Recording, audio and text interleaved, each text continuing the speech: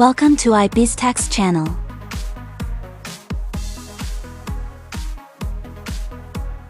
Alright, so let me create the YA by clicking on the company, and then the same thing, add new YA will be on the top right hand corner.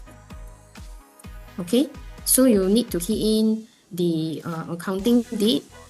I'll put in 2025, YA 2025, and then it's December year end. Okay, and at the same time, don't forget, you need to key in the year as well. So it's actually YA 2025. Alright, so use the tab key to save and proceed to the next line. Okay, so when it comes to this part, resident is very important because it will also determine what is the tax rate of the company.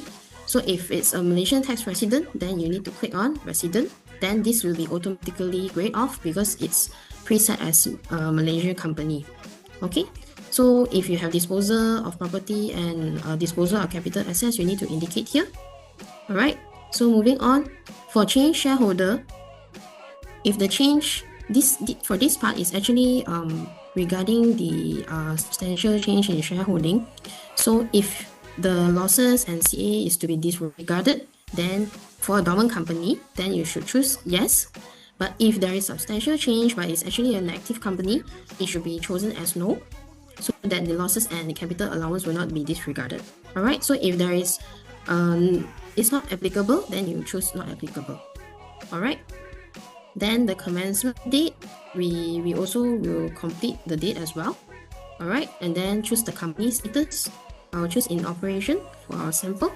Alright, and foreign equity holding, we need to indicate whether we have any foreign equity holding. If none, then you choose none.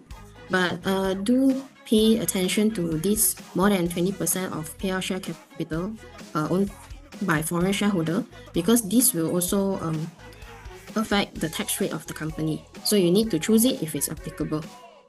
Then for advanced ruling and advanced pricing, if applicable, then you choose from here. Alright, so another part that is very important for here, okay, let me submit and save first so that I can come back to this page again. Okay, so when I come back to this page, only this part of the information you'll be able to choose.